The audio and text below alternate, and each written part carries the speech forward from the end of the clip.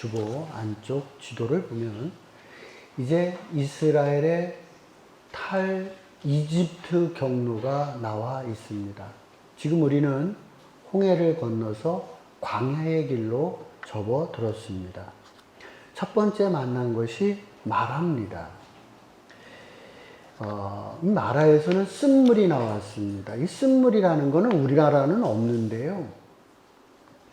그 외국에 가면 우리나라 사람들이 외국 여행을 하면 설사를 합니다. 물이 안 맞아서. 근데 이 쓴물은 원주민도 못 마시는 물이에요. 먹으면 설사를 하는 그런 물이라는 거예요. 그러니까 석회질이 아주 많이 들어가 있는 원주민도 못 먹는 물, 이런 물들을 쓴물이라고 합니다. 그러니까 이스라엘 사람들을 못 먹죠. 그래서 모세를 원망했다. 그런 얘기입니다.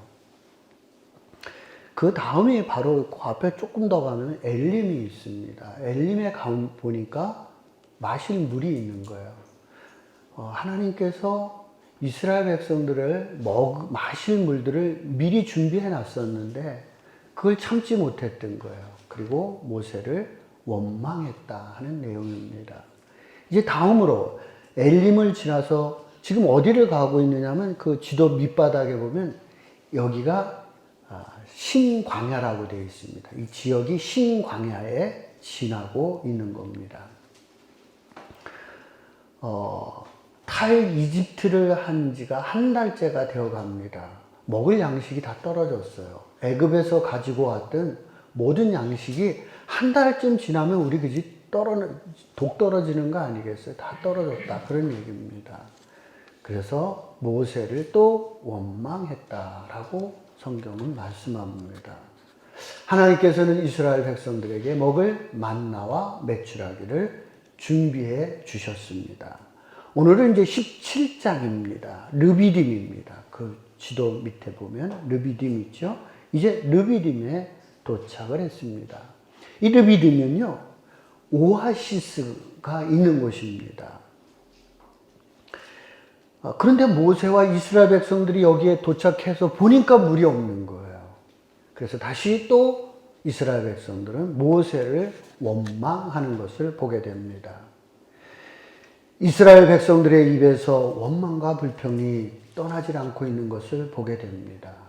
광야길이기 때문에 힘들어서 원망과 불평이 쏟아졌을 것으로 생각이 됩니다.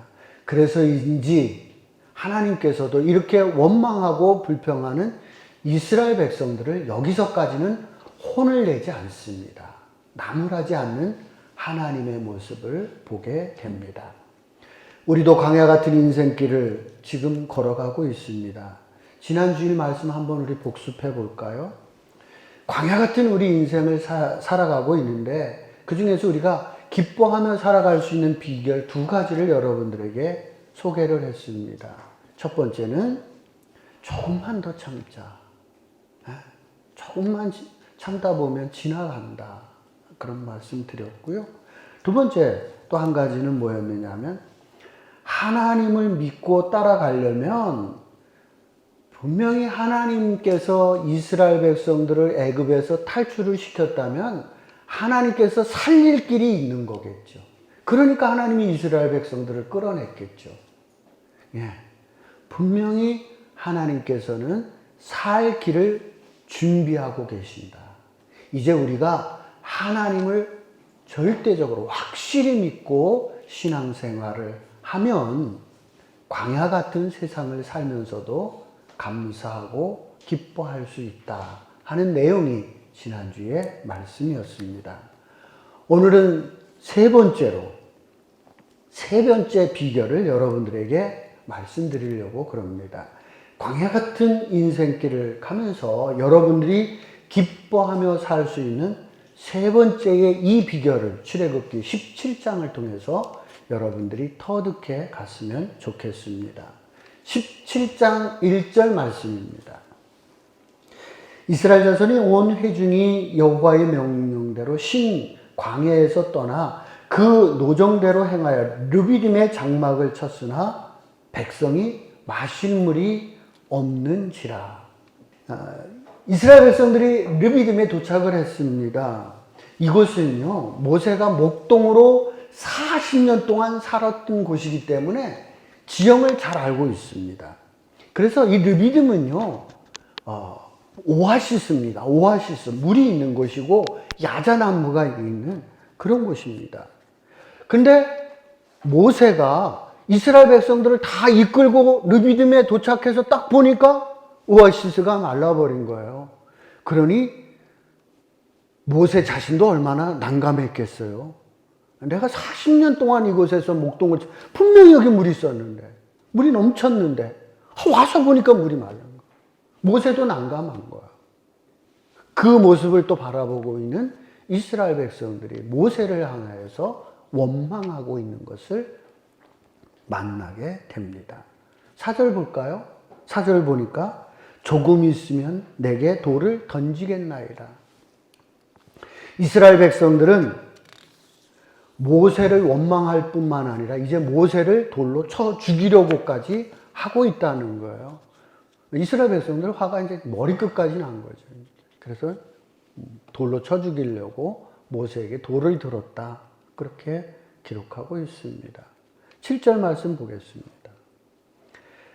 그가 그곳 이름을 마사 또는 무리바라 불렀으니 이는 이스라엘 자손이 다투었으며 또는 그들이 여호와를 시험하여 이기를 여호와께서 우리 중에 계신가 안 계신가 하였음이더라. 그들이 여호와 하나님을 시험하였더라. 물이 나오면 하나님이 계시는 거고 물이 안 나오면 하나님이 안 계신 것이다. 그렇게 그들이 판결을 내리겠다는 거야. 하나님을 시험하는 거예요. 조건부로 신앙생활을 하겠다 이런 거지요. 이런 것을 하나님을 시험한다라고 이야기를 합니다. 해주면 내가 믿고 해주지 않으면 믿지 않겠습니다. 그렇게 조건부 신앙을 하나님은 좋아하지 않습니다. 하나님을 시험하는 거 좋아하지 않는다는 겁니다. 내가 나를 믿기로 했으면 어떤 상황, 어떤 처지에서도 믿는 거고, 그리고 내가 얘기하면 너희가 나를 하나님으로 정말 믿는다면 어떤 상황, 어떤 처지에도 내 말에 순종하는 사람이 내 백성이지, 형편 따라, 상황 따라 바뀌고, 바람 따라 바뀌고, 그게 어떤 나의 사람은 그런 걸 나는 좋아하지 않는다. 그래서 이 이야기는요, 이 출애굽기만 나오는 것이 아니라 성경에 여러 번 나와요. 마사, 무리바 이야기는 시편에도 나오고요. 여러 곳에서 하나님이 좋아하지 않는다. 시험하는 자, 하나님을 시험하는 자, 하나님은 좋아하지 않는다라고 말씀하고 있습니다. 하나님은 항상 우리와 함께 하시겠다고 약속을 하고 있습니다. 문제는요, 내가 하나님을 떠나는 것을 생각지 않아요. 하나님이 나를 떠나는 것이 아니라 내가 하나님을 떠나는 거죠. 내가 하나님을 떠나는데 하나님이 나를 떠났다라고 생각하고 착각하며 살아가는 것들이 우리 신앙인들의 모습이기도 합니다. 자, 이제 그러면 세 번째 비결. 이 광야길을 가면서 어떻게 하면 기뻐하며 살아갈 수 있는지 출애굽기 17장 8절에서부터 16절 말씀 교독하도록 하겠습니다. 그때에 아말렉이 와서 이스라엘과 르비딤에서 싸우니라.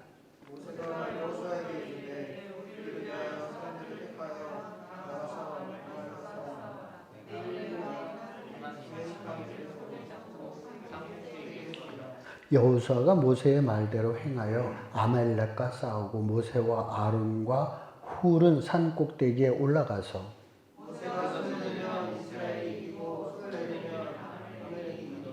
모세의 팔이 피곤함에 그들이 돌을 가져다가 모세의 아래에 놓아 그가 그 위에 앉게 하고 아론과 훌이 한 사람은 이쪽에 한 사람은 저쪽에서 모세의 손을 붙들어 올렸더니 그 손이 해가 지도록 내려오지 아니한지라.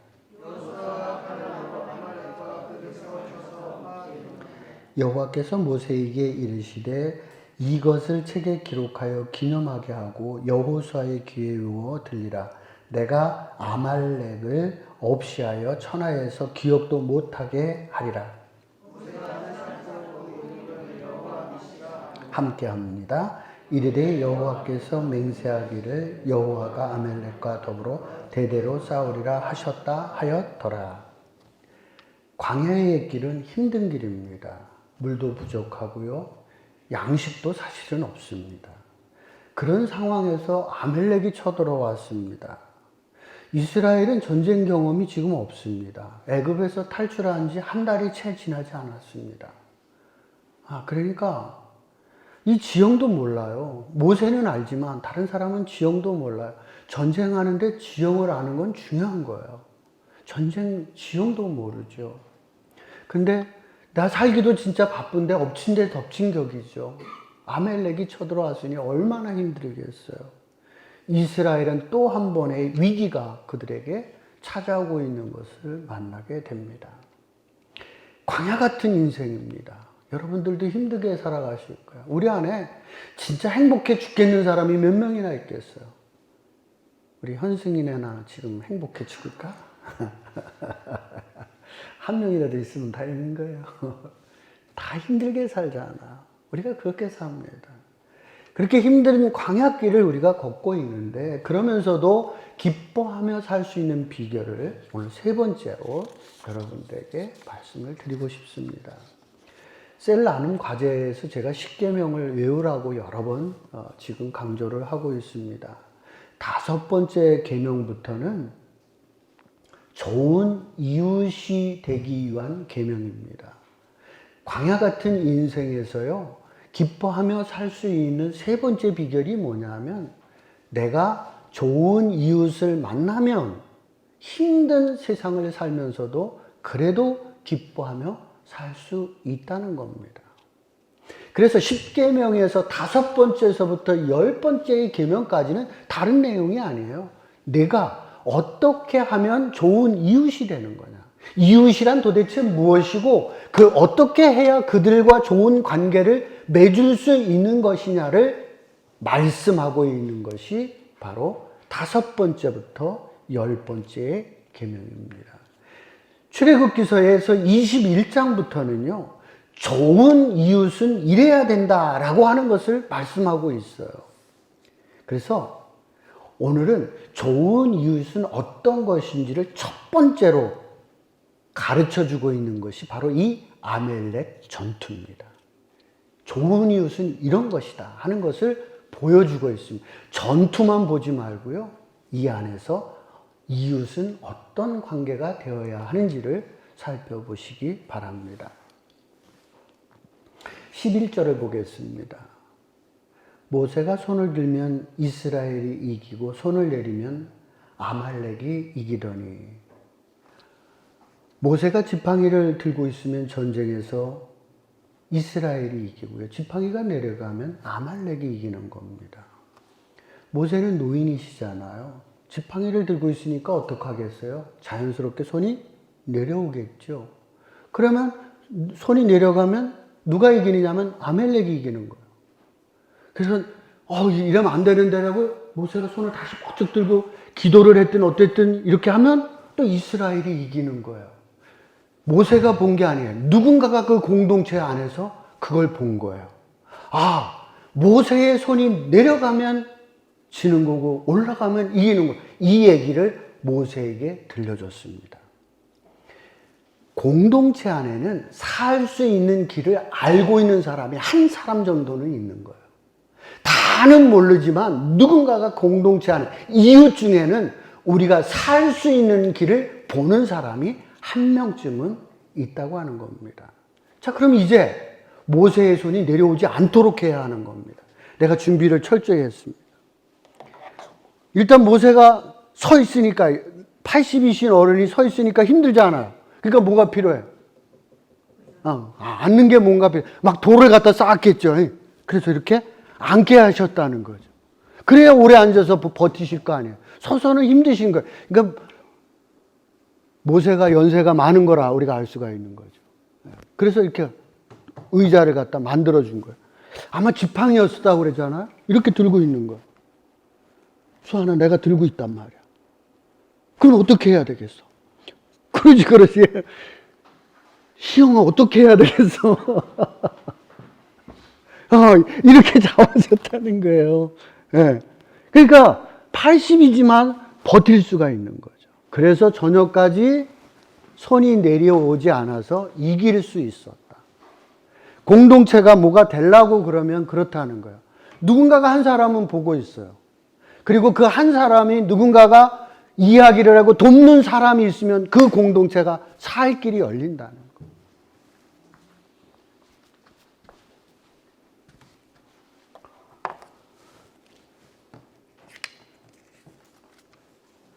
자, 그러면 위에서 이렇게 모세가 그랬고 아론과 홀이 이렇게 버티는가 하면 이제 산 아래로 내려가 볼까요? 산 아래에는 누가 있느냐 하면 여호수아가 있었습니다. 여호수아가 전쟁을 지휘하고 있었습니다. 여호수아도 목숨 걸고 이 전투에 나가서 싸우는 거죠. 뿐만 아니라 이스라엘 백성도 이 전투에 이번에는 도망가는 것이 아니라 이제는 맞서서 싸우는 거예요. 홍해에서는 어떻게 했어요? 도망갔잖아요.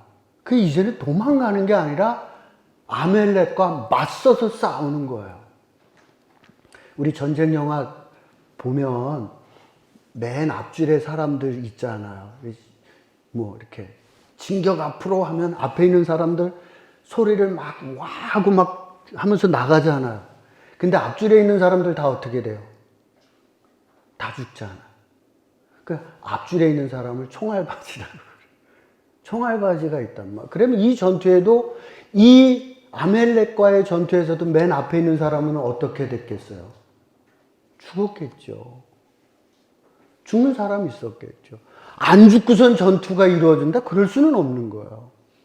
분명히 죽기는 죽어요. 앞에 서는 사람도 있어서 죽는 사람도 있었을 거라는 거죠. 그런데 이스라엘 백성들이 이렇듯 모세, 아론, 홀, 여호수아 전쟁의 맨 앞자리에 서는 사람들이 한마디로 죽기 살기로 매달려서 싸웠더니 이 공동체가 이기게 되었더라. 그렇게 성경은 우리에게 말씀해주고 있습니다. 좋은 이웃이 된다는 것은요, 위기가 왔을 때 한 마음 한 뜻이 되어서 죽기를 각오하고 똘똘 뭉치는 공동체, 그 공동체가 좋은 공동체예요. 14절을 보도록 하겠습니다. 여호와께서 모세에게 이르시되 이것을 책에 기록하여 기념하게 하고 여호수아에게 이루어 둘리라. 모세 다음 지도자가 여호수아입니다. 이스라엘 공동체가, 이스라엘이라는 나라가 어떻게 하면 전쟁에 이길 수 있는지를 지도자는 정확히 알고 있어야 된다는 거예요. 그래서 기록해두고 또 여호수아는 분명히 깨달아 알아야 된다는 거예요. 그래야 다음 전투에서도 이길 수 있기 때문에 이 아멜렉과의 이 전투를 꼭 마음에 새길 것을 하나님께서는 모세에게, 여호수아에게 당부하고 있는 것을 보게 됩니다. 이스라엘에게 위기가 왔지만 이스라엘은 모세를 중심으로 백성들이 한마음 한뜻이 되어 최선을 다했기 때문에 아멜렉을 이길 수가 있었습니다. 지금 러시아하고 우크라이나하고 지금 전쟁을 하고 있습니다. 2월에 전쟁이 시작이 됐어요.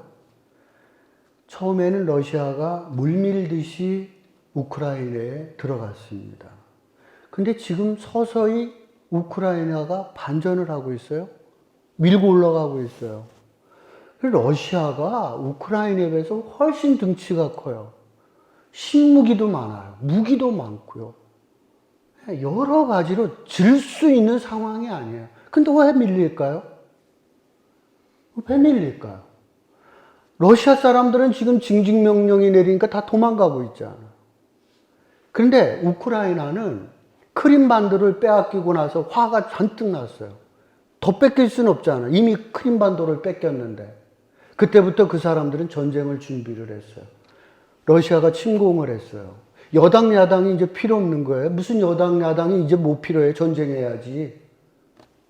한 마음이 되는 거예요. 여당 야당이 이제 없는 거예요. 전쟁이 일어나면 전직 대통령이 앞장섭니다. 현직 대통령이 뭐 중요해요. 전쟁이 일어나는데 한 마음이 돼서 한 뜻이 되어가지고 러시아를 대항하니까 러시아가 지금 밀려가고 있는 거예요. 어떤 공동체든 한 마음이 되고 한 뜻이 되면 그 위기에서도 탈출해 갈 수 있다. 그것을 우리는 지금 눈으로 보고 있습니다. 이스라엘과 아멜렉과의 전투에서 모두가 한 마음 한 뜻이 되어 죽기로 각오하고 전투에 임했던 이스라엘 공동체가 승리를 할 수 있었던 비결입니다. 그러니까 좋은 공동체가 된다는 거, 좋은 이웃이 된다는 건 뭐예요? 힘든 세상이지만 정말 어렵게 사는 거지만 내가 힘들 때 너가 힘들 때 서로 한 마음이 되고 한 뜻이 되는 그 좋은 이웃이 되는 것이 바로 이 험한 세상에서도 기쁘게 살아갈 수 있는 비결이다. 그렇게 생각을 합니다. 15절 말씀 보겠습니다. 승리를 하고 단을 쌓고 여호와 니시라고 했다고 했습니다. 여호와는 승리의 깃발이다 그런 뜻입니다. 여호와 니시라는 것은 여호와는 승리의 깃발이다. 하나님께서는 공동체를 위해서 이웃을 위하여 목숨을 걸고 싸우는 그 사람들에게 승리의 깃발이 되어주신다는 거예요. 그냥 하나님께서 승리를 주시는 것이 아니라 공동체를 위해 이웃을 위하여 자기의 힘을 자기의 생명을 걸고 싸워주는 그 사람에게 하나님께서는 승리의 깃발이 되어주시겠다. 여호와 니시라고 명명하는 말씀입니다. 우리도 광야 같은 인생길을 가고 있습니다. 좋은 이웃을 만나면 광야에서 오아시스를 만난 것 같은 기쁨을 누릴 수가 있습니다. 현대사회를 보십시오. 대가족 사회는 이제 무너져 갔습니다. 그리고 사회는 이기적 사회로 급속하게 변해가고 있습니다. 광야 같은 길에서 정말 혼자 살아가고 혼자 견디다가 혼자 죽는 사람들이 지금 얼마나 많아요. 매일 보도되는 게 뭐야? 고독사들 아니겠어요? 혼자가 된 거야. 이 사회는 지금 혼자 남아있는 거야. 누구도 같이 하는 사람이 없어요. 이것이 우리의 현대사회의 단면이기도 합니다. 이제 여러분들이 좋은 이웃이 되어주셔서 광야 같은 길을 가는 사람들에게 여러분이 좋은 이웃이 되어줘야 돼요. 그러지 않겠어요? 나에게 누군가가 와서 좋은 이웃이 되어주는 게 아니라 우리 그리스도인들이 정말 저렇게 혼자 외롭게 가고 있는 사람들에게 좋은 이웃이 되어주는 그러한 제자들이 되시기를 주의 이름으로 부탁을 드립니다. 주변 밑에 사진에 보면 역사적인 사진이 하나 나와 있습니다. 풋사라는 사진인데요. 지난 주일에 풋사를 했습니다. 제가 이제 강등이 됐어요. 이제 남자들하고 축구를 할 수가 없고, 이제 저는 이제 강등이 되어서 자매들하고 축구를 했어요. 현승이가 5골을 넣는 동안에 저는 한 골도 넣지를 못했습니다. 되게 재미있었어요. 내가 강등이 돼서 자매들하고 축구를 하고 한 골도 못 넣고, 하영이는 막 내 팔을 잡아당기고 그러지만은 참 재미있는 축구를 했습니다. 그러죠. 이웃이 되어줘야죠. 함께 하는 사람이 있어야 힘들어도 그것이 위로가 되고 힘이 되고 재미난 인생을 살아갈 수가 있습니다. 목동교회 성도 여러분, 우리 안에서 먼저 힘들게 살아가고 어렵게 살아가는 분들에게 이웃이 되어주셔서 좋은 이웃 관계를 맺어가는 성도들이 되시기를 주의 이름으로 축복을 드립니다. 적용입니다. 사도행전 4장 32절로부터 36절 말씀 교독하도록 하겠습니다. 믿는 무리가 한 마음과 한 뜻이 되어 모든 물건을 서로 통용하고 자기 재물을 조금이라도 자기 것이라 하는 이가 하나도 없더라.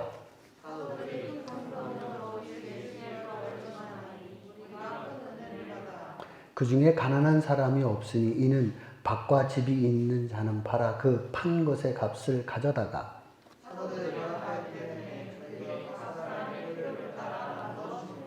구브로에선 한 레이족 사람이 있으니 이름은 요셉이라. 사도들이 일컬어 바나바라 번역하면 위로의 아들이라 하니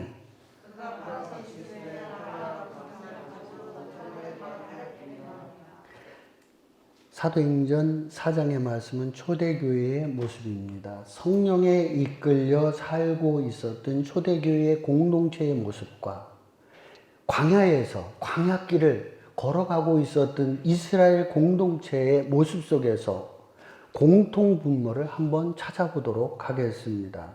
32절이요. 믿는 무리가 한 마음과 한 뜻이 되었다고 했습니다. 아멜렉과의 전투에서도 이스라엘 공동체가 한 마음이 되고 한 뜻이 되었습니다. 모세가 축이 되어서 아론과 홀, 여호수 또 전쟁에 참여했던 앞줄에 서는 이스라엘 모든 사람들이 한 마음이 되고 한 뜻이 되었습니다. 그랬을 때 그들은 좋은 이웃이 되었고 그들은 이 아멜렉과의 전투에서 승리할 수 있는 비결이 되었습니다. 초대교회도 보니까 한 마음과 한 뜻이 되었다고 그래요.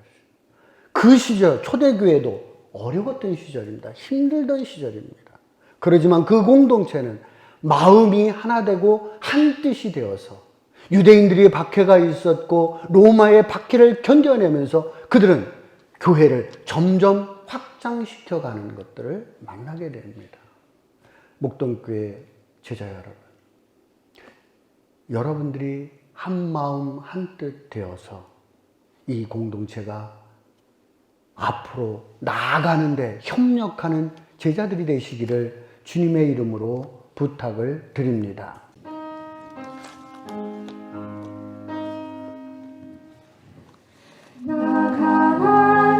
귀한 성에 들어가려고 내 무거운 짐 벗어버렸네. 제중에 다시 방황할 전혀 없으니 저 생명 시냇가에 살겠네. 길이 살겠네. 나 길이 살겠네. 저 생명 시냇가에 살겠네. 길이 살겠네. 나 길이 살겠네. 저 생명 시냇가에 살겠네. 성갈 찬양하시겠습니다. 내 주인 여호와 나로서 먹여주시니 그 양식 내게 생명 되겠네. 이후로 생명 양식 주와 함께 먹으며 저 생명 시냇가에 살겠네. 길이 살겠네. 나 길이 살겠네. 저 생명 시냇가에 살겠네.